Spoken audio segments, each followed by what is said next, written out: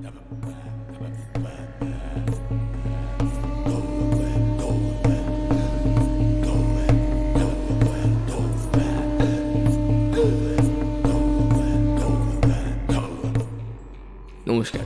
Freaky Friday স্টোরিজে আপনাদের সকলকে জানাই আরও একবার স্বাগত।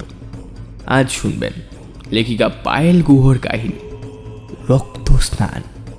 শুনতে থাকুন টিম ফ্রিকি ফ্রাইডে স্টোরিজের আরও একটি বিশেষ নিবেদন, লেখিকা পায়েল গুহর কাহিনী রক্ত স্নান।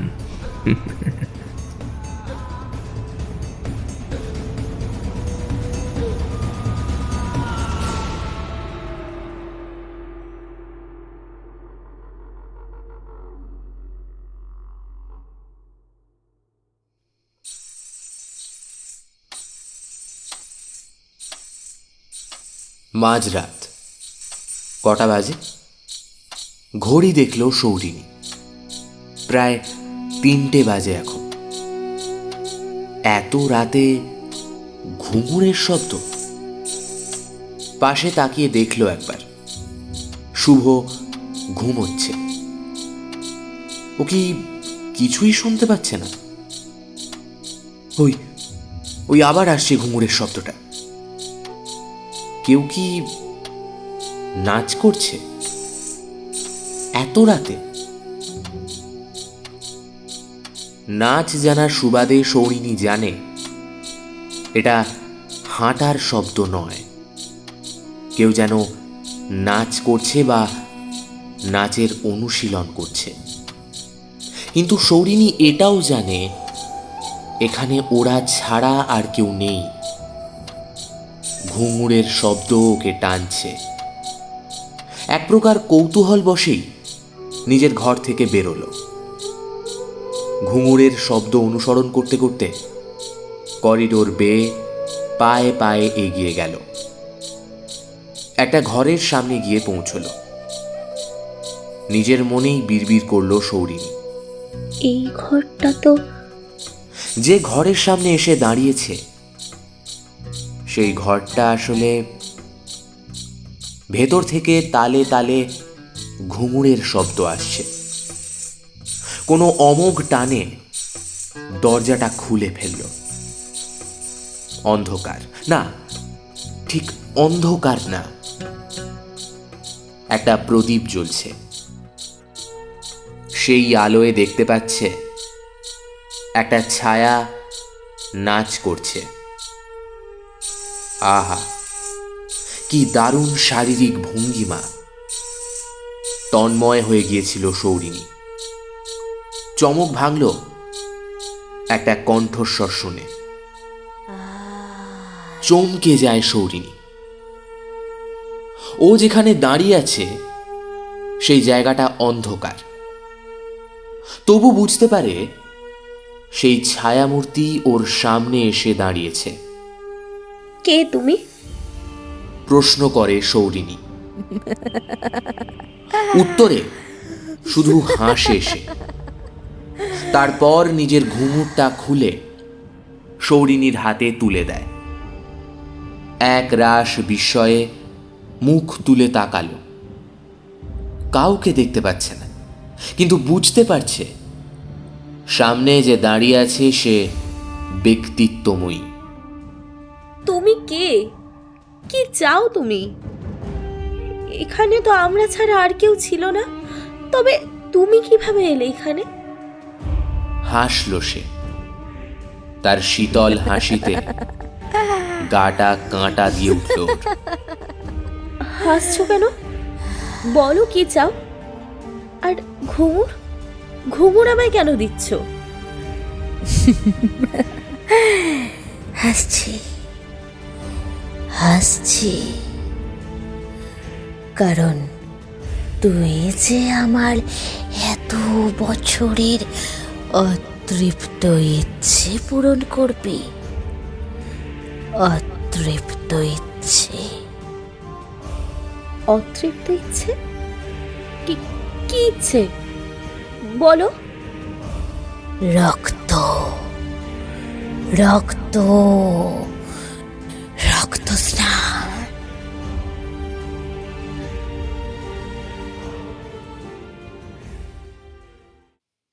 ধরফড়িয়ে উঠে বসে সৌরিনী। ওর কানে এখনো বাজছে ওই কথাটা। রক্তস্নান। ওর প্রতিটি স্নায়ু বেয়ে যেন ওই গলার স্বরটা অনুরণিত হচ্ছে। আশপাশটা তাকিয়ে দেখল, ও ও তবে স্বপ্ন দেখছিল। তবে কাল কি ভুল শুনল? হঠাৎ গালে একটা উষ্ণ স্পর্শে চমক ভাঙল সৌরিনীর। গুড মর্নিং ডার্লিং, ঘুম হলো তবে? শুভ আলতো হেসে বলল। শুভ অলরেডি ফ্রেশ হয়ে রেডি। আমাকে আগে ডাকলে না কেন? স্লিপিং বিউটির ঘুম ভাঙাতে কি ইচ্ছে করে বলো? আচ্ছা তাড়াতাড়ি ফ্রেশ হয়ে নাও, বাগানে চা জল খাবার রেডি করে রেখেছে শ্যামদা। তবে তার সাথে আরও একটা কথা, আজ তোমার জন্য একটা সারপ্রাইজ আছে। এই এখন থেকে জিজ্ঞেস করবে না কিন্তু, হারি আপ, তাড়াতাড়ি এসো।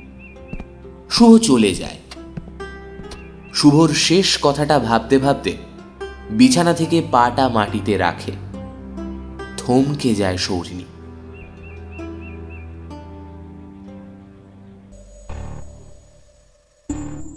সারা শরীর অসাড় হয়ে যায় যেন। বুকের হাঁপড় পিটছে কেউ। ভয় ভয় পায়ের দিকে তাকালো। লাল কাপড়ের ওপর সোনার ঘুঙুর। ওর পায়ে কিভাবে এলো?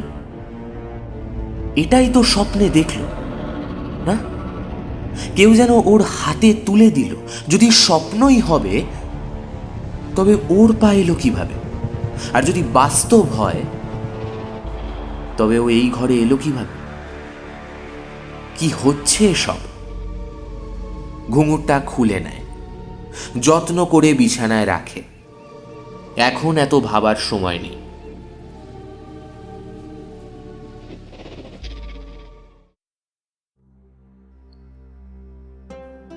স্নান করার পর ফ্রেশ লাগছে অনেকটা, কিন্তু মনটা শান্ত হলো না। কোথায় হানিমুনে এসেছে, কত আনন্দ করবে, কিন্তু প্রেম করে এই কয়েক সপ্তাহ আগেই বিয়ে হয়। বড্ড ভালোবাসে সৌরিনী শুভকে। শুভ নিজে থেকেই ওদের নিজেদের এই বাড়িতে নিয়ে আসে ওকে। শুভরা অনেক বড় লোক। শুভর বাবা শিল্পপতি, কোটি কোটি টাকা কামায়। ওর বাবাই নাকি এই ম্যানশনটা সম্প্রতি কিনেছিল। তাই শুভ চায় প্রথম পা সৌরিনী এই বাড়িতে রাখুক। রানীগড়, এই বাড়ির নামেই নাকি এই জায়গাটার নাম। বেশ নিঝুম নিস্তব্ধ জায়গা। ম্যানশনে প্রথম পা দিতেই ওর মধ্যের সব এক্সাইটমেন্ট হারিয়ে যায়। ওর মন জানান দিয়েছে কিছু একটা ঘটবে। ওর খালি মনে হয় যেন এই ম্যানশনের প্রতিটা কোণায় গূঢ় রহস্য লুকিয়ে আছে। লুকিয়ে আছে হয়তো কোনো অভিশাপ। এসব ভাবতে ভাবতে ঘুঙুরটা নিয়ে এসেছে কালকের সেই ঘরটায়। শ্যামদা বলেছিল এটা রানীমার ঘর। উনি কিন্তু রানী ছিলেন না, তবে নাকি ওনার ব্যক্তিত্বের জন্য সবাই রানী বলেই ডাকত। দেওয়ালে ওনার টাঙানো অয়েল পেন্টিংটার দিকে তাকালো সৌরিনী। গাটা শিরশির করে উঠল। ওর দমটা বন্ধ হয়ে আসছে। মন বলে উঠল এই সেই যাকে কাল দেখেছিল। স্বপ্নে নাকি? তুমি এখানে কি করছো? শুভর কথায় রীতিমতো আঁতকে ওঠে সৌরিনী। তবে নিজেকে সামলে একগাল হেসে বলল, এই রানীমাকে একটু দেখতে এসেছিলাম, আর কিছু না। ও আর বলল না ঘুঙুরটার কথা। শুভ রীতিমতো টানতে টানতে ওকে নিয়ে গেল বাগানে। বাগানে চেয়ার টেবিল পাতা। সেখানে গিয়ে দেখল 4 জন ছেলে বসে আছে। আচ্ছা, মিট দেম। ওরা সবাই আমার বন্ধু। আমার কথা শুনে মালগুলো এখানে চলে এসেছে। ওই যে ও লোহিত, ওর বাড়ি এখানেই। এই শালাটাই সবাইকে নিয়ে এসেছে। হাসতে হাসতে কথাগুলো বলে বাকিদের পরিচয় করিয়ে চেয়ারে বসল। এখন 5 দুগুণে 10টা চোখ ওর দিকে তাকানো। সেই লোহিত বলে ছেলেটা জিভ দিয়ে ঠোঁট চেটে বলল, ভাবলাম তুই একাই মজা নিবি, তাই আমরাও চলে এলাম তোর মজায় ভাগ বসাতে। কি বৌদি, দেওরদের এন্টারটেন করবেন তো? না, একজন মেয়ে খুব ভালোভাবেই বোঝে কোন চোখের চাউনি ভালো আর কোনটা অসহ্য লাগছে ওদের চোখের চাউনি। যেন ওদের চোখ ওর শরীরের প্রতিটা খাঁজ স্ক্যান করছে। ইচ্ছা করছে সামনে রাখা ছুরিটা বসিয়ে দি গলার মধ্যে। এই দৃশ্যটা কল্পনায় ফিনকি দিয়ে ওঠা রক্তের কথা ভাবতেই শান্তি হয় সৌরিনীর। এইসব আমি কি ভাবছি? ওর মনে এই প্রশ্নটা জাগতেই ওর পিঠ বেয়ে শীতল স্রোত বয়ে যায়।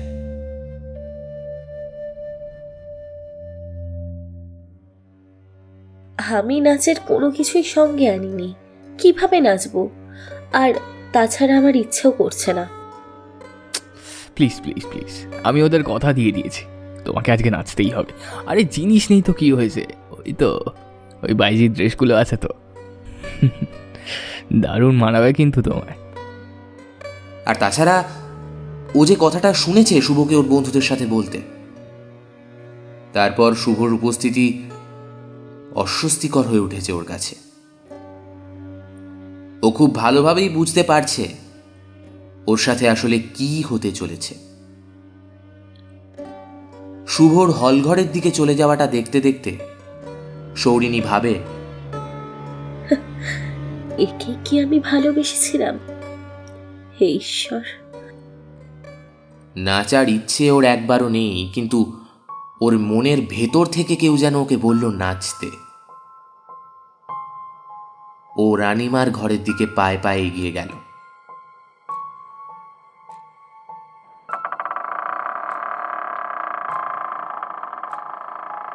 ছবির সামনে থেকে ঘুঙুরটা নিল, অবাক হলো। বিছানার ওপর রাখা একটা লাল রঙের পোশাক, অনেক পুরনো ডিজাইন, সোনার জরির কাজ করা, বেশ কিছু গয়নাও রাখা, যেন ওর জন্য কেউ সাজিয়ে রেখেছে। আবার ওর মনের মধ্যে থেকে কেউ একজন যেন ওগুলোই ওকে পড়তে বলল।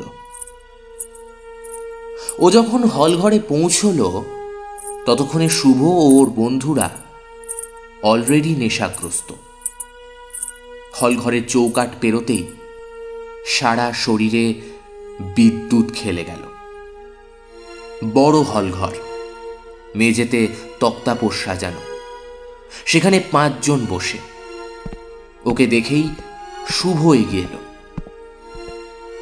আঙুলটা ওর গাল থেকে টেনে বুক পর্যন্ত এনে ফিক করে হেসে বলল, কি লাগছে গুরু তোমায়, দেখেছিস? হ্যাঁ দেখেছিস? শেষ প্রশ্নের উত্তরে লোহিত বলে ছেলেটা উঠে এসে সৌরিনীর থুতনিটা ওর দিকে ঘুরিয়ে বলল, শালা, এই মালের সাথে তুমি একা ফুর্তি করার প্ল্যান করছিলে? আমরা কি বানের জলে ভেসে এসেছি নাকি? হ্যাঁ শালা, কি স্বার্থপর!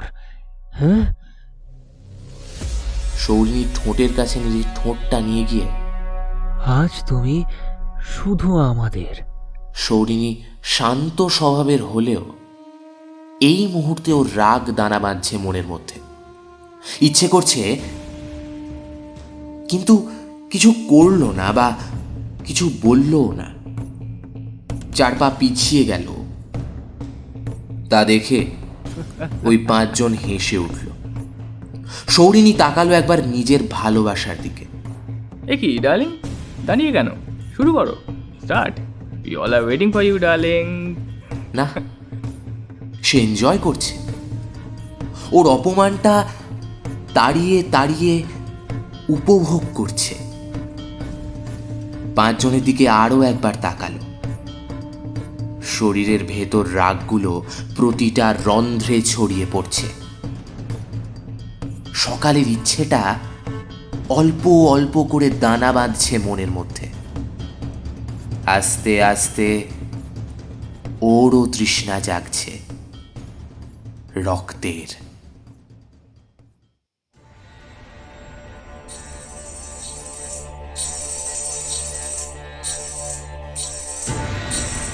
ঘুঙুরের ঝংকারে আলোড়িত হয়ে উঠেছে রানীগড় ভিলা।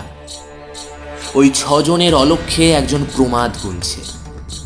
সে বুঝেছে আজ ইতিহাস নামবে বাস্তবের পাতায়। গ্রামোফোন রেকর্ডের গান অনেকক্ষণ আগেই থেমে গেছে, কিন্তু সৌরিনী নাচছে। আজ ও দিক বিদিক ভুলে নাচছে। গান যে শেষ তাও বুঝতে পারবে কিভাবে? ওর কানে বাজনার শব্দ আসছে। সারেঙ্গি, তবলা, তানপুরার মিশ্র মোহময় সুর ওর কানে বাজছে। প্রতিটা তালে তালে বাজছে ওর ঘুঙুর। আর বাকি সবাই দেখছে প্রায় 1 ঘন্টা ধরে একটা মানুষ এক নাগাড়ে নেচেই চলেছে। তাকে দেখে মনে হচ্ছে ও আর নিজের মধ্যে নেই, যেন কারোর হাতের কলের পুতুল। লোহিত গ্লাসটা শেষ করে শুভর উদ্দেশ্যে বলে, এ ভাই তোর বউ যে নাচতে নাচতে পাগল হয়ে যায়, বলিসনি তো? এ তো দেখছি পাগলের মতো নেচেই চলেছে রে। শুভ নিজেও অবাক। সৌরিনী নাচ ভালোবাসে সেটা জানে, তবে আজ ওকে দেখে ভয় করছে ওর। কেন জানে না। রাজীব, শুভর আরেক বন্ধু, বলে ওঠে, আরে ভাই, ওর হাত ধরে থামালেই তো হয় নাকি? হ্যাঁ, কি বলিস? ভাই, মাংস শেষ, মদ শেষ, এখন একটু মেয়ে না হলে চলে কাকা? হ্যাঁ, আর আমরা এতজন, সময় তো লাগবে নাকি? বাকিরা হেসে উঠল, শুভ ছাড়া। শুভ ওর মনের কথাটা বলল না। হঠাৎ দেখে লোহিত উঠে আকস্মিক এক ঝটকায় সৌরিনীকে ধরেই এক ধাক্কা মারে। সৌরিনী মাটিতে পড়ে যায় আর সাথে সাথেই অজ্ঞান হয়ে যায়। একজন নেশা জড়ানো গলায় বলে ওঠে,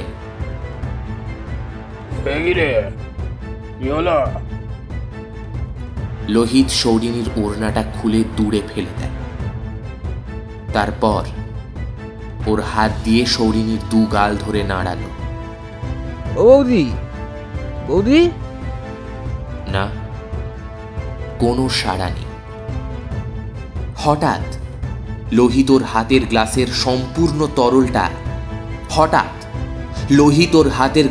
সম্পূর্ণ তরলটা সৌরিনীর মুখের ওপর ঠেলে দিল 2 বার। আবার ঝাঁকালো মুখটা, কিন্তু লাভ হলো না। বাকি 4 জন লোহিতের পেছনে এসে দাঁড়িয়েছে। এই কি হলো বলতো সৌরির? হ্যাঁ, শুভর প্রশ্নের উত্তর দিল না লোহিত ততক্ষণে নিজের কাজ ঠিক করে ফেলেছে। সৌরিনী জানতেও পারছে না ওর ওপর একটা শয়তান উঠে এসেছে। শুভর এক বন্ধু তা দেখে বলে ওঠে, কিন্তু লোহিত ভাই, ওর তো জ্ঞান নেই। শুভ উত্তরে বলে, লোহিতের কি তাতে কোনো যায় আসে নাকি? ছেড়ে দে, ও যা করার করুক, আমরা বরং। শুভর কথাটা শেষ হয় না। একটা শব্দে ওরা নিচে তাকাতেই অবাক হয়ে যায়। এটা কি হচ্ছে? শুভর বুক ধক করে ওঠে। ওরা দেখে লোহিত উঠে বসেছে সৌরিনীর হাত লোহিতের গলায় সাঁড়াশির মতো চেপে ধরেছে। সৌরিনী যেন আসলে সৌরিনী নয়, ওই শান্ত মেয়েটার চোখ ভাটার মতো জ্বলছে। মুখটা প্রাণহীন, চুলগুলো যেন আরো বেড়ে গেছে, ঘন চুলগুলো সাপের মতো উড়ছে।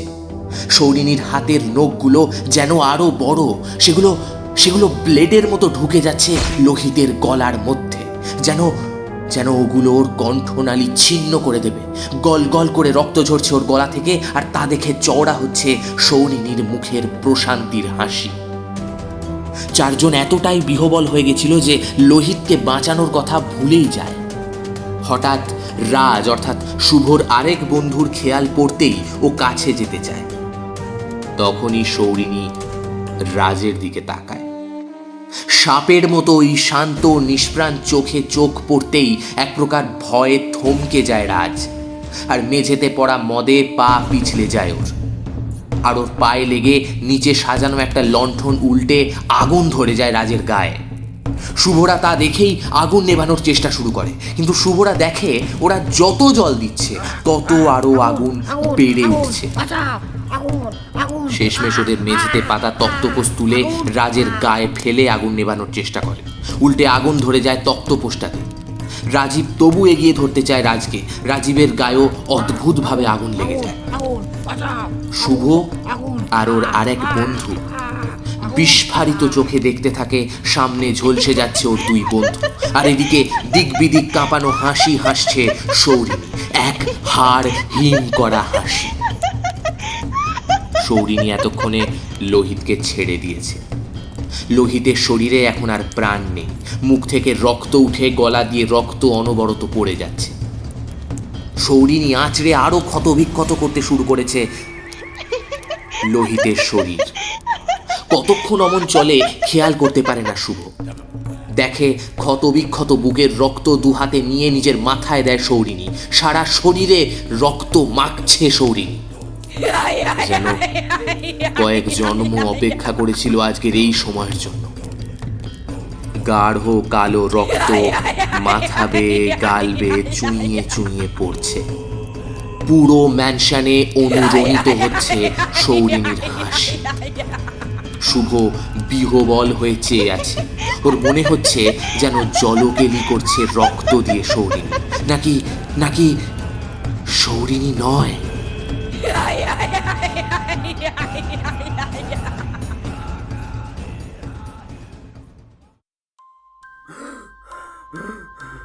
আবারও একটা স্বপ্ন দেখে ধরফড়িয়ে উঠে বসে। এটা স্বপ্ন? না, হয়তো স্বপ্ন নয়, যেটা ঘটেছে সেটাই দেখেছে, যদিও সেটা পরে বুঝতে পারে। আর হাসিটা কি ভয়াবহ হাসি, অমানুষিক হাসি। সেটা শুনেই তো উঠে বসল। কে কে কে কে আসছে? কে? মৃতদেহ আর দুজন প্রাণী বসে, মূর্তির মতো নিষ্প্রাণ।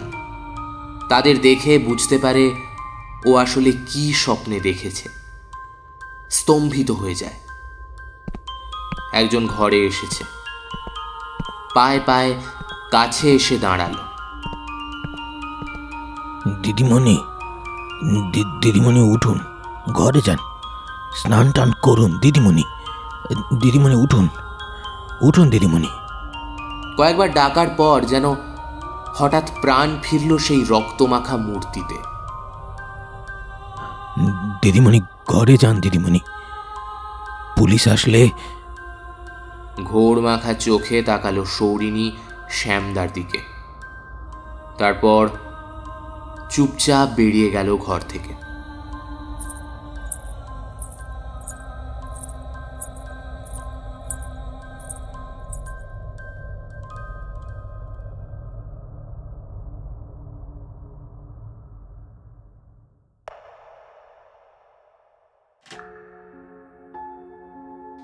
পুলিশ আসে। হলঘরের লাশগুলো দেখে শিউরে ওঠেন ওনারা। পুলিশের হুজুক শ্যামদা সবটা সামলায়। কি কি বলেছে শ্যামদা জানে না সৌরিনী। ও পাথরের মূর্তির মতন শুধু দাঁড়িয়ে থাকে। সবটা শান্ত হলে আবার নিজের ঘরে চলে আসে। ওর চোখের ওপর দিয়ে স্বপ্নে দেখা দৃশ্যগুলো ভেসে বেড়াচ্ছে। ভেসে বেড়াচ্ছে শুভর মুখটা, আর শুভর মুখটা মনে পড়তেই মনে পড়ছে শুভর আর লোহিতের কথোপকথন আর সেই মুহূর্তগুলো। কতক্ষণ পাথরের মতো বসেছিল খেয়াল নেই। হঠাৎ ওর চোখ যায় বিছানায় রাখা সেই ঘুঙুরটার দিকে। ওটা হাতে নেয়। তারপর কি মনে হতে ঘর থেকে বেরিয়ে পায়ে পায়ে সেই ঘরটায় যায়।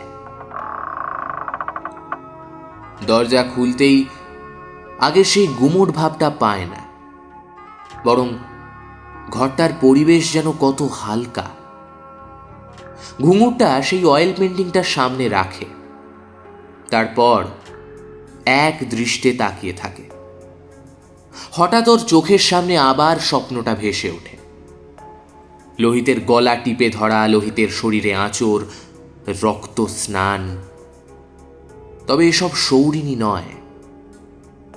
এখনো নিজের জায়গায় রানীমাকে দেখছে সৌরিনী। রক্ত স্নান।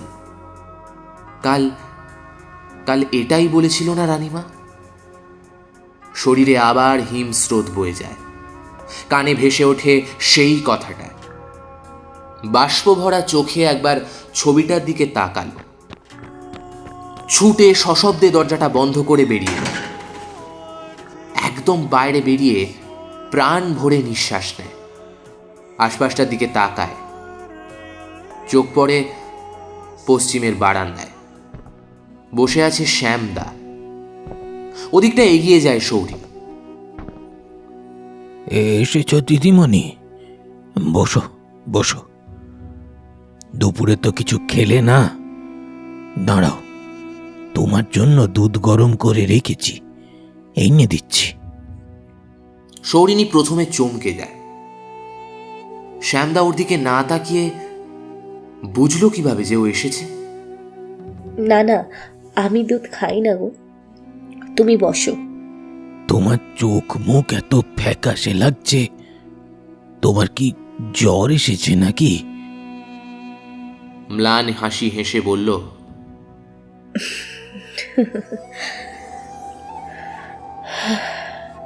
এত রক্ত ধুতে তো অনেকক্ষণ স্নান করতে হয়, তাই না? জ্বর তো আসবেই। শ্যামদাও হাসল। তারপর নিজেই বলতে শুরু করলো, জানো দিদিমণি, সে অনেক যুগ আগের কথা। তখন আমাদের দেশে রাজাদের রাজত্ব। আমাদের এই জায়গার নামটাও রানীগড় হয়নি। তখন আমাদের এখানকার রাজা নীলেশ্বর বিবাহ করেন প্রিয়দর্শিনী নামে এক অপরূপা নারীকে। প্রিয়দর্শিনী ছিলেন সাক্ষাৎ সরস্বতী, 64 কলায় একেবারে পারদর্শী। তখনকার যুগে এই বাইজিদেরকে মানুষ এখনকার মতো অবজ্ঞার চোখে দেখত না। তখন তার কাছে বড় বড় বাড়ির মেয়েরা শিক্ষা নিত। প্রিয়দর্শিনীর রূপের প্রেমে পড়ি তাকে বিয়ে করে আনেন রাজাবাবু। তবে সমস্যা কি হয় জানো? ওনার প্রথম রানীর ছেলে। এই ক্ষেত্রে বলে রাখি, নীলেশ্বর যখন রানীমাকে বিয়ে করেন তখন ওর অনেক বয়স। হ্যাঁ, বয়স হলেও সুপুরুষ ছিলেন। রানীমা বড্ড ভালোবাসতেন তাকে। তার ছেলে লোহিতাশ্ব তখন 88 যুবক। এ লোহিতাশ্ব মোটেও চরিত্রবান ছিল না। সেই লোহিতাশ্বর কুদৃষ্টি পড়ে রানীমার উপর। একদিন এই মহলে আসেন। তখন রাজা এইখানেই ছিলেন। রাজার সামনে দিয়েই উঠে নিয়ে আসেন রানীমাকে। আসর বসান নিজের কিছু বন্ধুদের নিয়ে। ভরা আসরে রানীমাকে জোর করে নাচতে বাধ্য করেন। আর সব শেষে কি? ধর্ষণ। স্পর্শ। কিন্তু কিন্তু রাজা কিচ্ছু বলেননি ছেলেকে। উপরন্তু সব শেষে কি করেন জানো? রাজার আদেশেই রানীমার দেহ এই বাড়ির পেছনে পুঁতে দেন। ছেলে উত্তরাধিকারী বলে কিছু বলেননি ছেলেকে। অনেকে বলে রানীমাকে যখন পোঁতা হয় তখন নাকি রানীমা মারা যাননি, অর্থাৎ জ্যান্ত কবর। মাথা নাড়ায় শ্যাম, তারপর বলতে শুরু করে। রানীমা এত অত্যাচারের পরেও বেঁচে ছিলেন, রাজার কাছে সাহায্য চেয়েছিলেন, কিন্তু নির্বাক ছিলেন রাজা। নীল রাজার উপর সব শেষে ক্ষোভে অভিশাপ দেন। না না না, অভিশাপ নয়, প্রতিজ্ঞা করেন রাজার নামে যে তার বংশ নির্বংশ হবে, আর শেষ প্রদীপের রক্ত দিয়ে স্নান করেই নিভবে তার মনের আগুন। আর জানো তো, ভালোবাসা খুবই ভয়াল। ভালোবেসে সব করা যায়, আর ভালোবাসা বিশ্বাস ভাঙলে তারও ভয়াবহ হয়। সৌরিনীর কানে আবারও ভেসে ওঠে রানীমার সেই কথাটা। তারপর এত শত শত বছর কেটে গেল। নীলেশ্বর পাগল হয়ে যান। তারপর তার সেই ছেলের মুখে রক্ত উঠে সেও মারা যায়। তারপর ওই বংশের প্রতিটা পুরুষ ওইভাবে মুখে রক্ত উঠে মারা যায়। তবে কেউ এই বাড়ির চৌকাঠ পেরোয়নি। কিন্তু যুগের সাথে সাথে অভিশাপ মানুষ ভুলে যায়, ভয় মুছে যায়। আর এতগুলো যুগ পার হবার পর ভয়, অভিশাপ মানুষ কি আর মনে রাখে? তবু এ বাড়িতে কেউ আসতো না। তাই তো লোহিত বাবুর বাবা এই বাড়িটা শেষমেশ বিক্রি করে দেন। কিন্তু দেখো, নিয়তি পিছু ছাড়ে না। হাসলো শ্যামদা, দীর্ঘশ্বাস ফেলল সৌরিনী। ও সব বুঝতে পারছে, এবার সব হিসেব মেলাতেও পারছে। সত্যি নিয়তি। সৌরিনী কাল দুপুরেই লোহিতের সাথে শুভকে কথা বলতে শুনেছিল। শুভকে এখানে হানিমুনে আনার প্ল্যানটা লোহিতেরই। আর কাল যা যা ঘটেছে সেসব না হলে হয়তো ওর স্থানও রানীমার মতোই মাটির নিচে হতো। লোহিতকে শুভ নিজেই বলেছিল ওকে এখানেই ফেলে যাবে, কারণ সৌরিনী সবাইকে সবটা বললে তো ওদের মুখোশ খসে যাবে। এমনকি দরকারে শুভর সাথে সেই রাজার পরিণতির কি মিল না? পুলিশ এসে যখন শুভর সাথে কথা বলে, শুভ কোনো কথা বলেনি, শুধু রক্ত রক্ত, চারিদিকে রক্ত বলে আর চোখ মুখ ঢাকে। আলগোছে একটা হাসি ফুটে উঠল সৌরিনীর মুখে। না, ওর কষ্ট হচ্ছে না, হচ্ছিল না। ওর হাতে একটা প্রাণ চলে যাওয়ার পরেও ওর কোনো অনুতাপ নেই, প্রশান্তি ছিল। ওর সাথে যা হতো তারপর সেই এক আগুন জ্বলতো, যে আগুনটা এত যুগ ধরে রানীমার বুকে জ্বলছিল। কষ্ট শুভর জন্যও হচ্ছে না। আসলে বিশ্বাস যখন আঘাত পায় তখন তা হিংস্রই হয়ে ওঠে। যা হয়েছে ভালোই হয়েছে মনে মনে ভেবে একটা দীর্ঘশ্বাস ফেলল সৌরিনী। হঠাৎ একটা কথা মনে হতেই শ্যামদাকে জিজ্ঞেস করে, শ্যামদা, আমি কেন খুঁটি হলাম? হাসল শ্যামদা।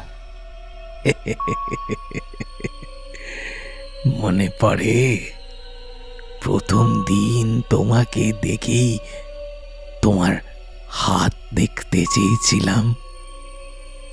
মাথা নাড়ায় সৌরিনী। শ্যামদা সেদিন ওর হাত দেখে বলেছিল, বা দিদিমণি, তোমার তো মেষ রাশি, বৃহস্পতির স্থান উচ্চ, তার সঙ্গে শনি, তার স্থানও উচ্চ। তোমার রাশি নক্ষত্রের স্থানের সাথে তো একজনের ভীষণ মিল দেখতে পাচ্ছি। তখন জিজ্ঞেস করেছিল কে সেই ব্যক্তি, কিন্তু শ্যামদা বলেনি। আজ বুঝতে পারছে। আবার একটা প্রশ্ন সৌরিনীর মনে জাগে। আচ্ছা শ্যামদা, তুমি এত ঘটনা কিভাবে জানলে? আর এ বাড়িতে যদি কেউ না আসতো তবে তোমরা কি দেখভাল করতে পরিবার পরম্পরায়? অদ্ভুত একটা হাসি হাসল শ্যামদা। তারপর সৌরিনীর দিকে তাকিয়ে বলল,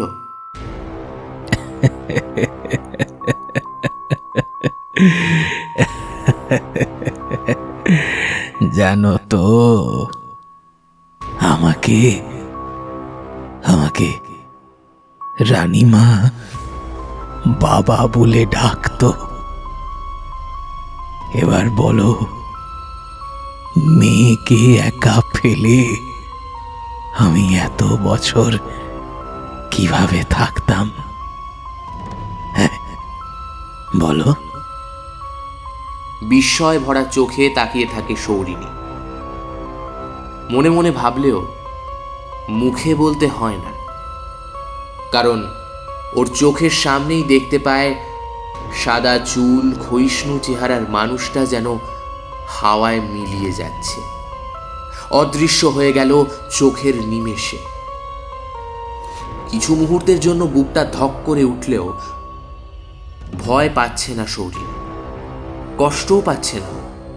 আসলে ও বুঝেছে ও ইতিহাসের শিকার হয়েছে। এখন এসব অনুভূতির কোনো মূল্য নেই, সব অর্থহীন। আসলে ইতিহাস কখনো পিছু ছাড়ে না, তা হোক হার, ষড়যন্ত্র বা জয়। তাই বারবার ইতিহাসের পুনরাবৃত্তি হয়। এই গোটা রানীভিলার নিঃস্বতা ওর বুকে এসে জমা হয়েছে। বাড়ির ভেতরে উঠেছে ঘুঙুরের ঝংকার, আর এই নিঃসঙ্গ জায়গায় সব কিছু উপেক্ষা করে এক দৃষ্টে পশ্চিম আকাশের দিকে তাকিয়ে চুপচাপ বসে আছে সৌরিনী। সূর্য পাটে গিয়েছে অনেকক্ষণ। পশ্চিম আকাশটা কি আজ একটু বেশি রাঙা? যেন আকাশটাও আজ করেছে রক্ত স্নান।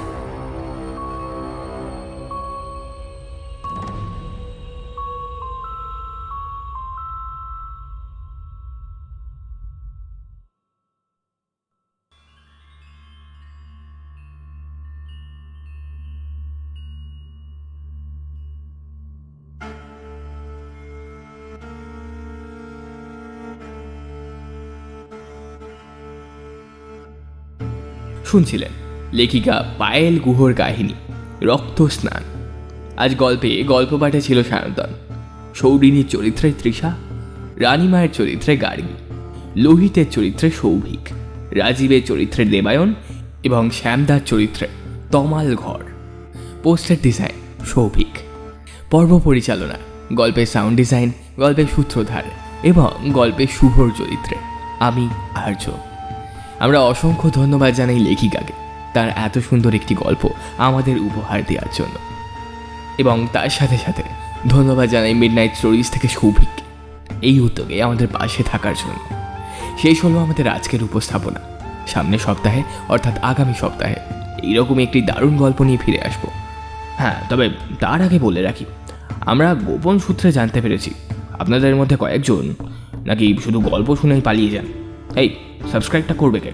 এক্ষুনি করুন সাবস্ক্রাইব। হ্যাঁ, এই তো। তাহলে আজকের মতো আসি। আপনাদের ভালোবাসা যেন এভাবেই আমাদের চলার পথের পাথেয় হয়ে থাকে। খুব ভালো থাকবেন। শুভরাত্রি।